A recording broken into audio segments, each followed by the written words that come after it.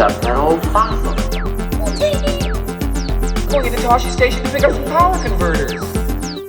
That's no move. We're all fine here now, thank you.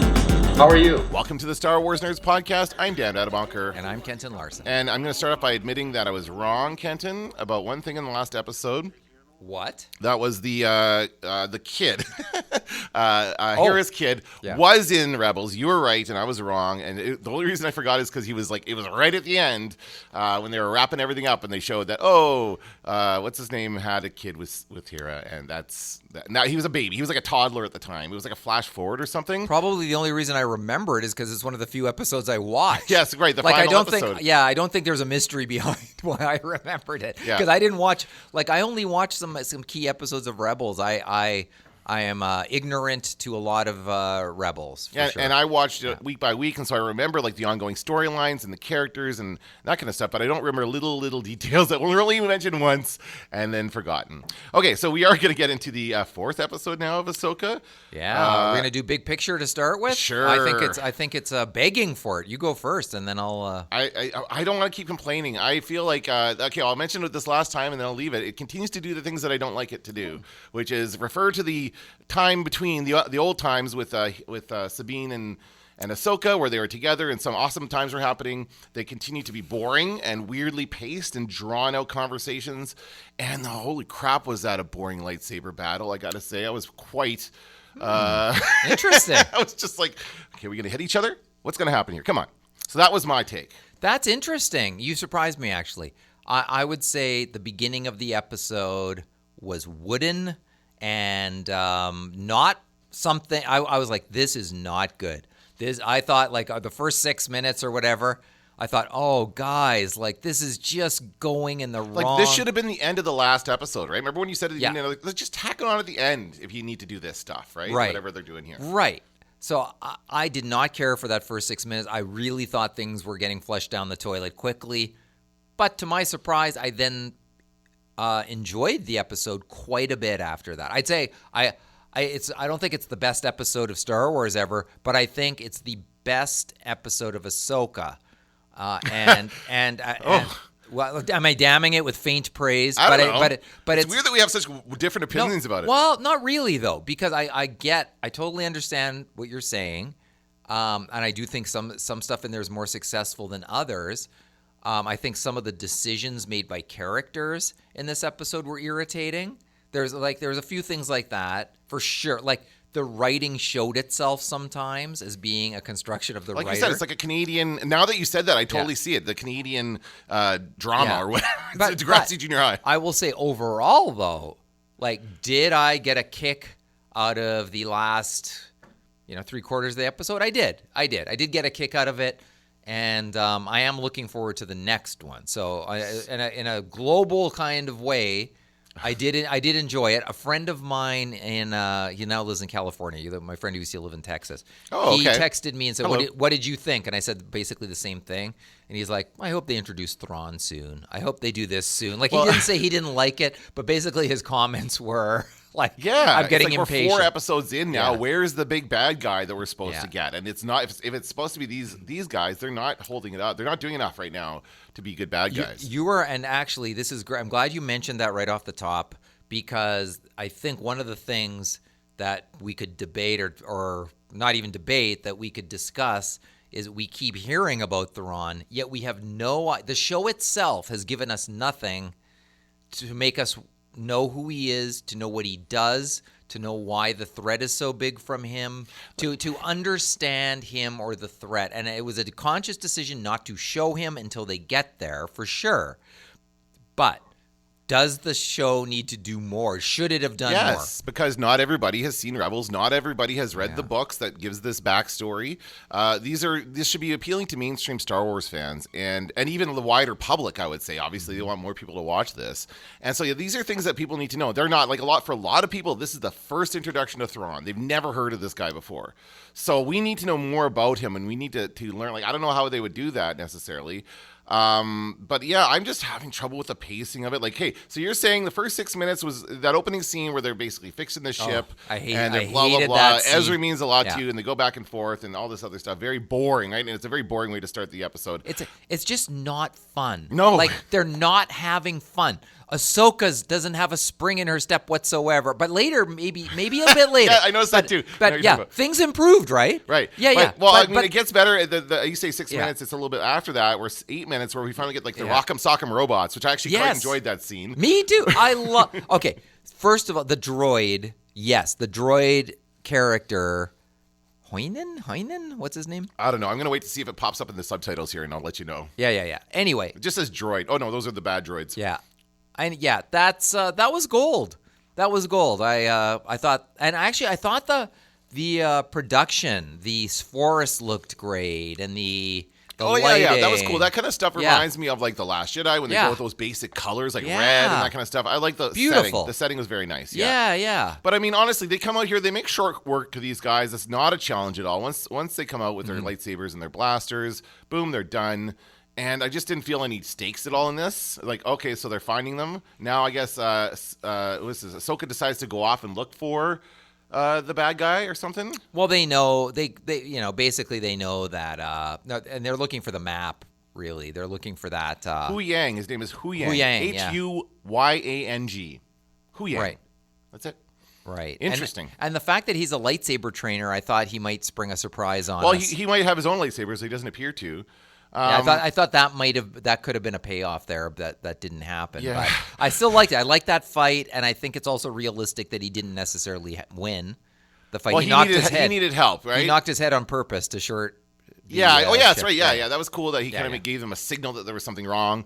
But it basically sets them back. Like he was on the verge of fixing the ship, and then boom, no, just focus on the transmitter, get the word out. They know that Hera is coming eventually. Yeah. They think they know that. I think we established that. As Oh yeah, a and little bit later. we see her leaving. I thought one of my favorite actors in the episode is the guy who says goodbye to her, and he goes, "What should I tell them?"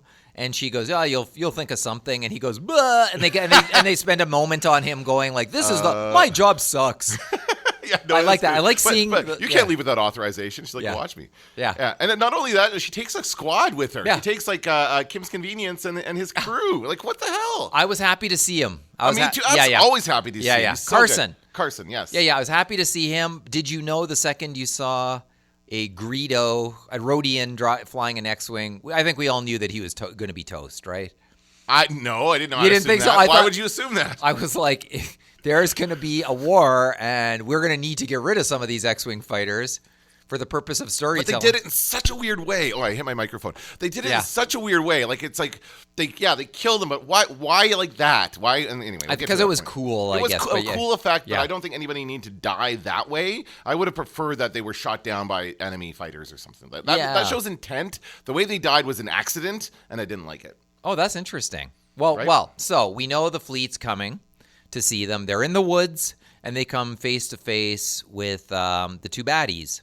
Oh, and pardon me, they what's his name? Merrick. No, what was that? Merrock. The guy in the mask. We never have to worry about him ever I again. know. I'm like, what? Yeah. Who cares now? Well, I kind of wanted to. Everyone's like, Yeah. it's Ezra. No, it's not. It's nobody. It's a Dathomir witch potion, or He kind of like blew out in Yeah. smoke. Was he like a demon, incorporeal demon? You know what I thought? If this were an Arnold Schwarzenegger movie, he would have gone, "You're not just blowing smoke out your ass."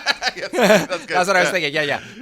But I kind of like that he was no one, because it's sort of like he's a spell, I guess. But I like the fact that it literally took the air out of the "who is this" discussion, which made me laugh. Yeah. I have to say, I didn't mind the lightsaber fight. The only part that I thought it was a good lightsaber fight, but the only part I minded was the degree to which, once again, it seemed contrived.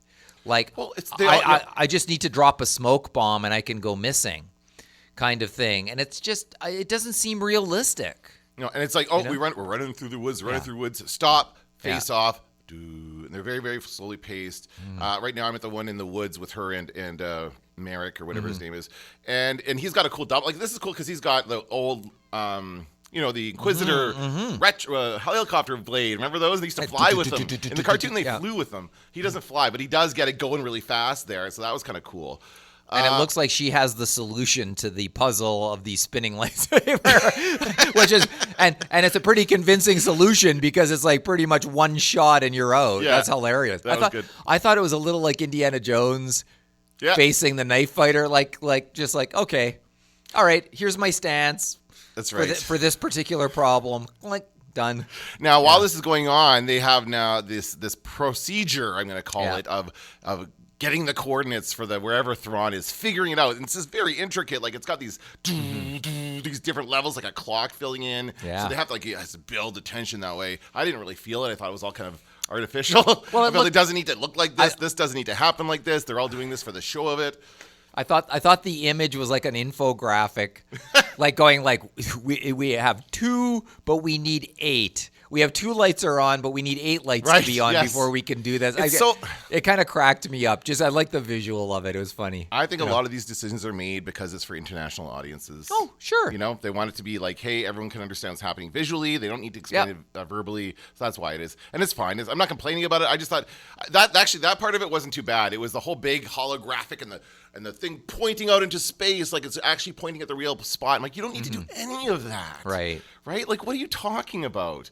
And it seems very weird. And, of course, it takes a long time. It takes forever, so they have time to go and stop them.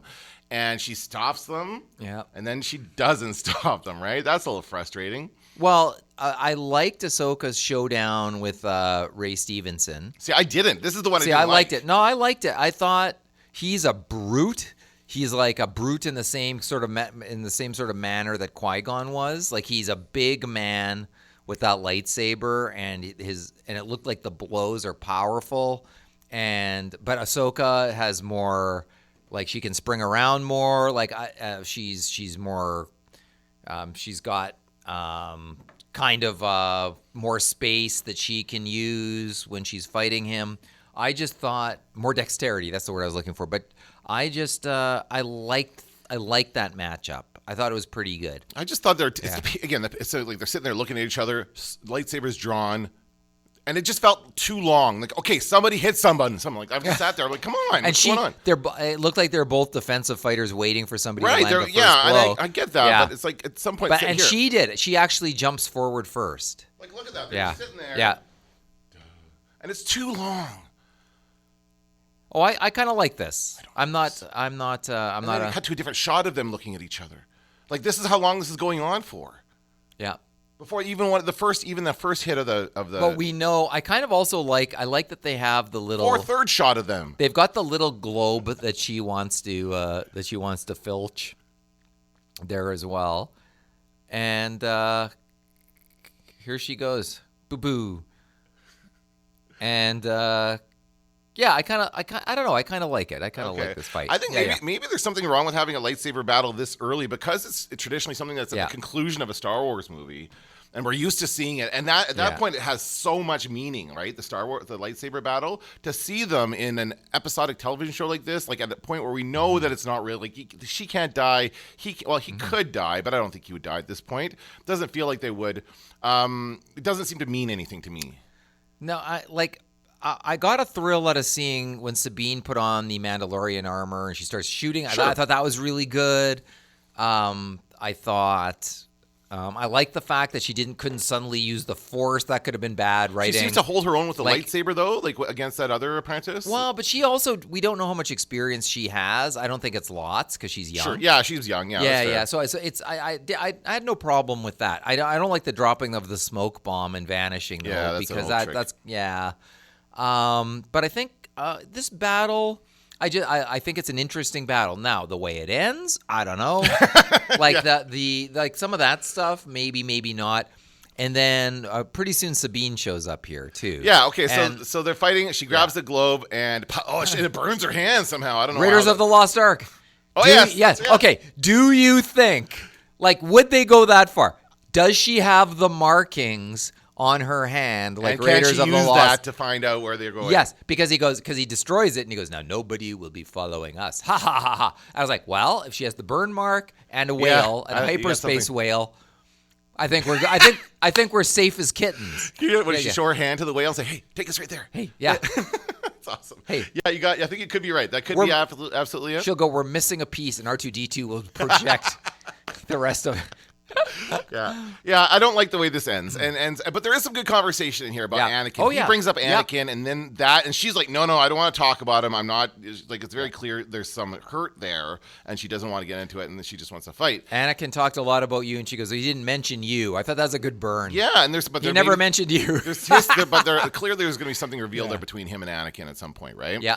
And then he he throws her over the cliff. Oh yeah, Sabine shows up. They have their back and forth. He throws Ahsoka and then takes on Sabine and then knocks. What does he knock her out or something? No, well, with Sabine he says, "Don't." Oh yeah, he gets her to give it up. Do you want to see Ezra? Yeah, that's right. I was so mad when she made that decision. She made because it's like you're part of the rebellion.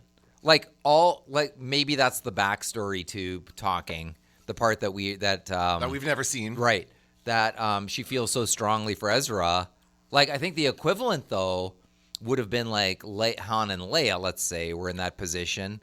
I think Leia would have said, I don't care, like blown the thing to bits for the good of the rebellion. Right. Over the good of even the person she has a or connection she would with. have faith that she would still find Ezra even though they don't have that thing. They'll find another way, right? That's kind of what you do. Right. So I was angry at her for making the script. Me too. I was yelling at the TV. The script said you have to make that decision. I don't know if that felt like the right or like something that she really would have done. Yeah. But I guess Ahsoka wasn't there. Like all the She's chess not feeling pieces. confident. Maybe I don't know. I don't know what it is. And he says, "I will not harm you at all. You have my word." And he seems to be a guy like normally a Sith. Forget it. Like you don't have their word. They're still gonna kill you. But he didn't. He seems like he is a guy who is a man of his word. So that was trustworthy Sith. Yes, he does seem that way. Yes, he don't seems know very sure of himself, but doesn't seem as evil as other Sith lords we've come into. In fact, we don't even know that he's a Sith, right? We just know that he. No, we don't know that. He uses the dark side, which puts doesn't necessarily make him a Sith. He says no harm will befall you, but he puts cuffs on her nonetheless. We don't see him do it, but when we come back, she's got cuffs on. I don't think we see him doing it. That's right. She's got cuffs on. So, I mean, you're a prisoner. Like, let's be honest here. You're not just going on the ship with them. You are a prisoner on that ship. But it will get her to the point. And I think I think that's part of the problem here is that they're too concerned with getting them from point A to point B. Right. They have to get them across the galaxy to see Thrawn. And I guess then we're going to spend we'll get to that in a second. I'm getting ahead of ourselves. But I don't like how like they basically just throw Ahsoka off a cliff and then does she just show up in this weird place at the end? Is that what happens? Or did they go back to her? I missed it. If they did. Because Ahsoka gets thrown off the cliff. Mm-hmm. Not even harmed. He just slashes at her lightsaber, and then knocks her off somehow. Yeah. And then that's it. We don't see her until we see her wake up in the world between worlds or whatever that is. Yeah. Is that what happened? Yeah. Well, how she gets in there? Yes, that's what I want to know. We don't know. Okay. I thought they would have shown something or shown her landing or I don't know. That was weird. It's a cool shot that they give us there because you don't understand what's going on purpose. I mean, by the way, the hyperspace jump, we already talked about the X-Wings and Hera showing up. I don't think we've gotten quite to the attack yet. Yeah, here, now she's showing up. Because she arrives to the bridge, then the X-Wings and the Ghost, of course, it's the Ghost, right? Yeah, and this they did spend a lot of time on it. They did spend there was a shot of here it is. Here's the shot you've been waiting for. Here's the Ghost. And so they see the Ghost. And I swear I forgot who the little kid was again. I was like, who's that with her? Yeah. Oh, it's her son. Oh, and right. Chopper. But where's Zeb? Right. He should have been one of the X-Wing pilots, but they're holding him. They're holding off. Why though? Why are we holding people? We're halfway through the show. Give us all the characters. Plus, we saw him on The Mandalorian. I don't care. I want there's more a big Zeb reveal. As an actual character in the story. It's weird that he's not part of this. Well, I think they wanted to wipe out the fleet of X-Wings minus Carson, and that's what they did. So they're still in play. So they can follow the humpback whale. Well, you think they're still going to take the humpback whale to the other part. Right. Okay, so all of that happens, and I liked it. I like the jump to hyperspace and the fact that it has suction. It's like such a massive hyperspace jump that they've got there, that it just leaves everything behind in its wake. I'm like, okay, that's crazy. And we see them all on the bridge with Sabine. With Morgan? Yeah, and once again, and she says, ignore them. I don't think we've ever heard that in Star Wars, ignore them. So I kind of they're always launching fighters. Yeah, so I'm kind of like, okay, that's kind of an interesting take. Like they're not going to be able to do anything. I still thought that they were going to get some shots in. Like, did you think that there was going to be? You knew they were. I thought that we would get into a Millennium Falcon on the side of the Star Destroyer situation where the Ghost was going to tack onto it and hitch a ride. That's where I thought they were going with that, because it was flying at it, really, almost right at that moment, and it was, it's going to grab it and do that. Didn't seem to do that, and I didn't think they would do. I honestly didn't think anybody would die at that point. I thought, okay, well, they're getting away, they don't need to kill anybody. Or they kill all those I thought people. the suction could suck all of those fighters with them. Oh, with them over to the other side. I thought that could have would happened. be good. That would have been cool, yeah. Yeah, I thought that could. There was a bunch of stuff that could have happened because we've never seen that in Star Wars before. Yeah. And then we get to the part we were talking about, which is the shot, a weird shot that appears to be off the cliff at the water. Okay, wait. I'm going to go back to it and see what I can see. Okay. Oh, now, yeah, and Hu Yang is with it by himself. Oh, yeah, okay, so go back to along the water, over the cliff. See, this is what I'm talking about. I forgot about that shot of the cliff. That's what I get, okay, so she's on, I guess she went into the water is what they're saying with this shot. Well, it's purposely vague and... in the water is Ahsoka, and now we're going to fade into... And we fade into the worlds beyond... Between worlds, I should say, the world between worlds. And it's just her arm and her... She's laying there, yeah. She's laying... We don't know how she came to be there. It could be her imagination for all we know. But there she is, and she hears. I had subtitles on. I didn't. So in the subtitles, so you knew who it was. Hey, Snips. It says, and by the way, Snips and Fly Guy are two of the all-time worst pet names, nicknames. Well, why does he call her Snips? That was her nickname. Well, why though? There was a reason for it, and I can't remember why. She got a haircut. No, I don't. It was in the first episode of Clone Wars. Was it? Yes. No, I don't remember. Oh, it says mysterious voice in the subtitles. Oh, but when you hear that, you know who it is. But I know, but I thought you said it was given away because it would have said Anakin. Well, no, the Hey Snips part gave it away because nobody says that. But yeah. And then we got I don't know, is this computer version of plasticine Anakin? No, I think he's just slightly de-aged. Slightly? This is oh my god, this is the worst CGI. Oh, you didn't like it? I thought that was horrible. He looks awful. No, I thought it was fine. That did not do anything, I thought. You don't think this just looks like a computer-generated Anakin Skywalker? This looks like it's straight from a video game. No, I don't think so. I think it looks like Hayden Christensen with a de-aging, but they're also in the world between worlds, so everything looks glowy and that's I didn't even for a second, that didn't bother me for a second. All right. No. Well, and then came the most frustrating moment for me of the episode because it cuts to black. Yeah. I hate that. The music goes dun dun. It goes from wow to bum bum, almost dun dun dun dun.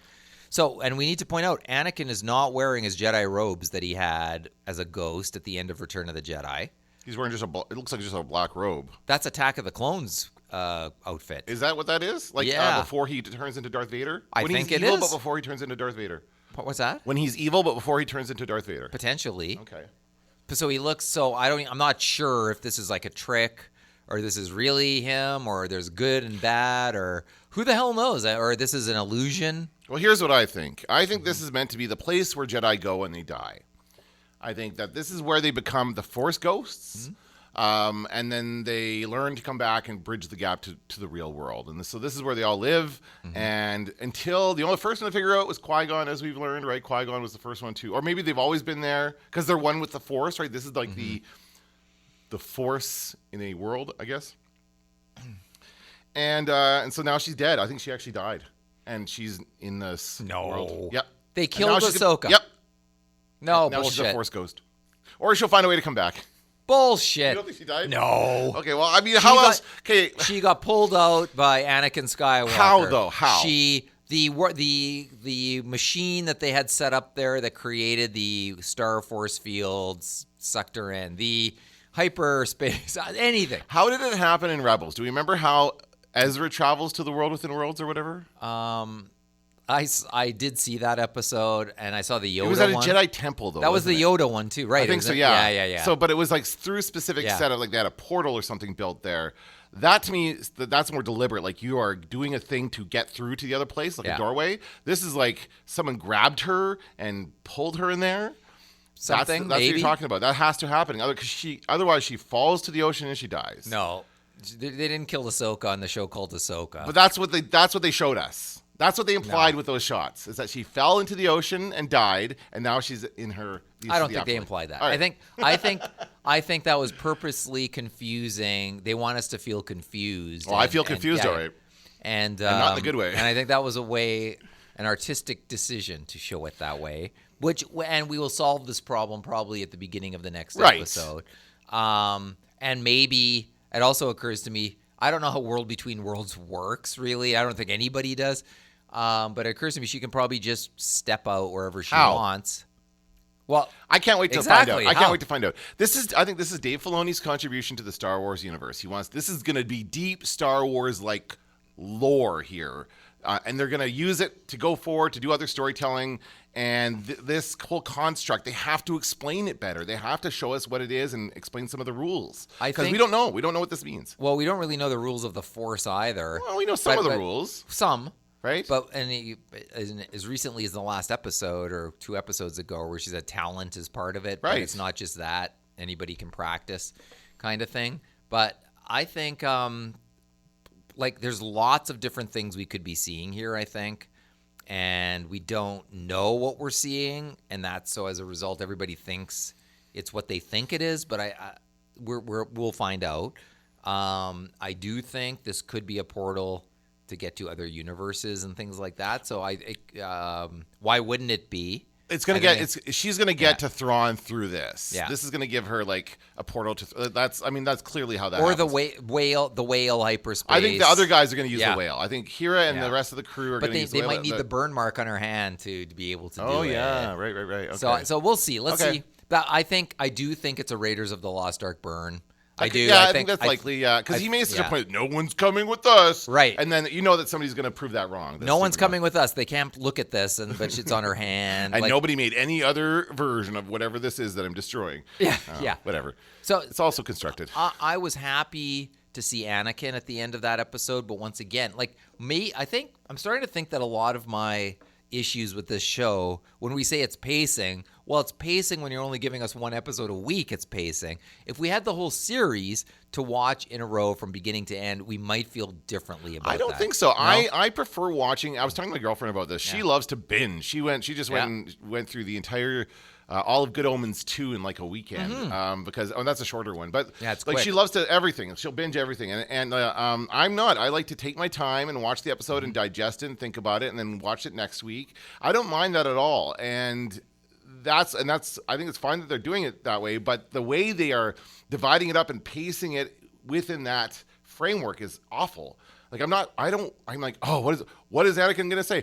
I'm just mad that they didn't show it to me now. Right? Like you're kind of pissing me off by cutting it off. I mean, right there. it is a good cliffhanger. Sure, it is, but I mean, I don't know. We don't need a cliffhanger every week. Yeah, I mean that my issue with the week before was that it was a beginning and a middle without an end, right. And so we start. I mean, it's the oldest question in the book. Like, why not just land your spacecraft closer to where the bad guys are? Oh, that's a classic Star Wars movie. Yeah. Why not just? There's so many why not justs. In any kind of movie like this, that so at a certain point you just go, fine, like they landed there and that's where they landed, and so they get out and they have a lightsaber fight because that's where the lightsaber fight took place. But I did notice, as I said, the writing, a writer's hand guided them where they needed to go. It didn't at all times feel authentic to what the characters might actually do. And I think I remember thinking at times bad dialogue, and I don't remember about specifically what. Was it the beginning? The beginning of this episode was very rough, I think, in terms of dialogue. Okay. Very, just, how are you doing?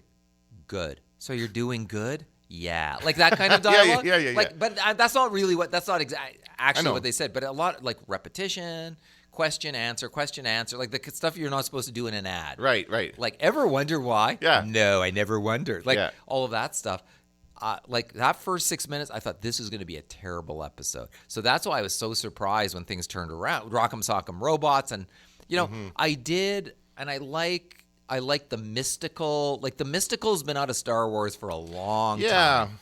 So I like the reintroduction of the mystical a bit. I think sometimes Star Wars runs the risk of explaining too much and explaining not enough. Mm-hmm. So and that's a problem. balance. I mean, they it's hard for them to do that.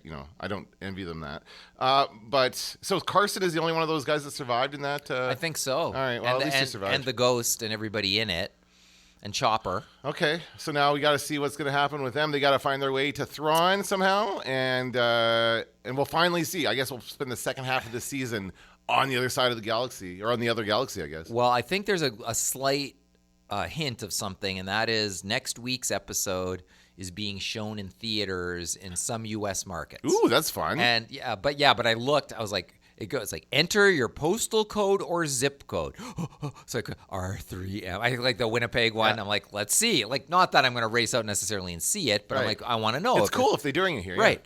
So I type it in, nothing comes up. So I just delete it. I just look, what are the cities? And I just go, there's like 4 of them. So it's like New York, Houston. I can't remember. Something it's in like, Toronto. No, not even Toronto. No, I don't even think it was in there. I don't even think Canada was included. Oh, then why put postal code? Yeah, except it said postal code. I'm pretty sure there wasn't Canada. So it's like 4 or 5 places that you can go see this in a theater. Well, what kind of episode do you want to see in a theater? A longer one, number one. One which is very cinematic. One in which your heroes are there, so like more Anakin. One in which the bad guy is revealed, so Thrawn. Like, I'm thinking the next episode is a major. This is the one where we've been waiting for this whole time. Yeah, the threads are going to come together to a certain extent.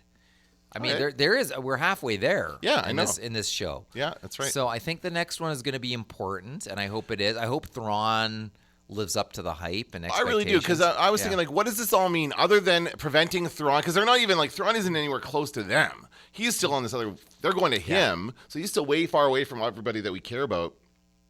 And so now he's got to find his way back to the, like, there's no stakes until he gets back to the regular part of space. Right. So I don't know. I just don't think, until they do that, I'm not going to care as much. And I don't know how they can possibly, I just don't see where this is going and how it's going to matter in the grand scheme of things. Well, what do we see after the hyperspace jump is very important. And do we end up in some galaxy where we can't find anything, where it's confusing and they don't know what they're doing or going, or do they instantly know where they are and how to find Thrawn? I don't know. Like how Ahsoka navigates it, the Thrawn, like, do we see Thrawn before they discover him?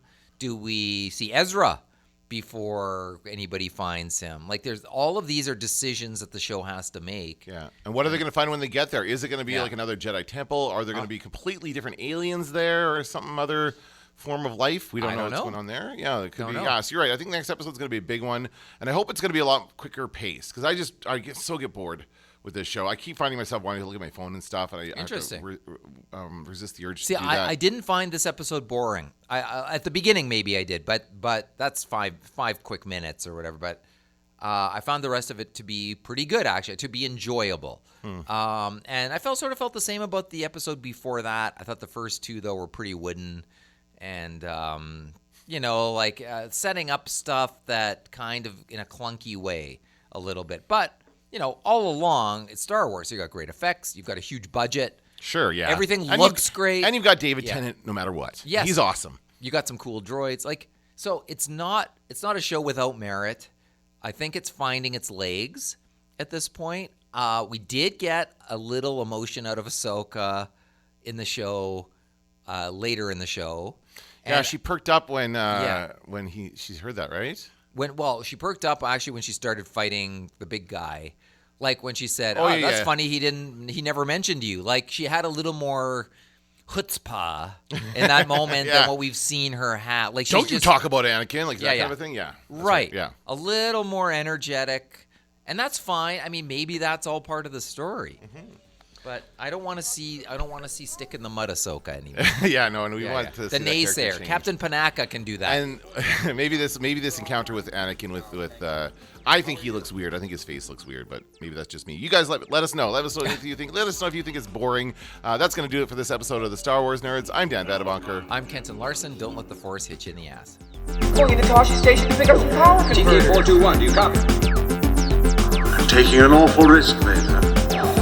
This had better work. That's no moon.